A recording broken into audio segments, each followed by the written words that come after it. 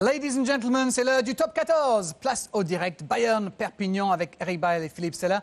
Messieurs, après la courte défaite contre Toulouse la semaine dernière, voilà un autre poids lourd du championnat pour l'Aviron bayonnais. Et encore un gros test pour les Basques donc.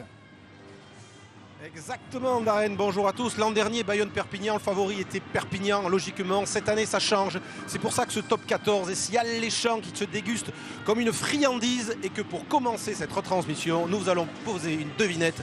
Quels sont les points communs entre le rugby et le chocolat? Alors, à côté de Philippe Sella, un rugbyman, le point commun saute aux yeux. Les carrés, oui, ils sont carrés, les rugbymen, comme ceux qui sont sur la pelouse, comme Tuilagi par exemple. Ils sont tellement gaillards qu'ils ont aussi ce que l'on appelle vulgairement les tablettes de chocolat, c'est-à-dire des super abdominaux. Philippe Sella ne nous montrera pas les siens.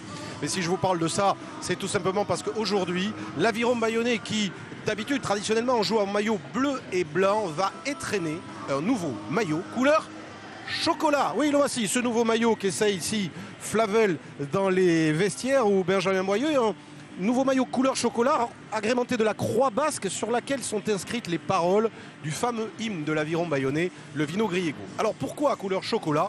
Eh bien parce que le club a décidé de faire un petit clin d'œil à l'histoire de la ville de Bayonne, mon cher Philippe. Vous connaissez les fêtes de Bayonne, vous y venez souvent.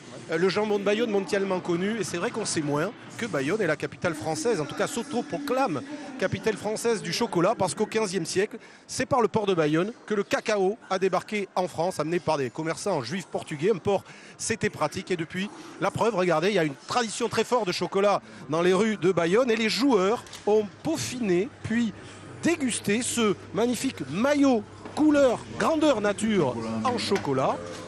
Voilà, on en profiter un petit peu avant ce match contre Perpignan, en espérant ne pas se faire croquer, évidemment. Ce maillot qui sera le futur maillot à l'extérieur des Bayonnais, qui joueront toujours à Jean Daugé en bleu et blanc, mais qu'ils ont voulu étrenner sur leur pelouse aujourd'hui face à Perpignan. Alors,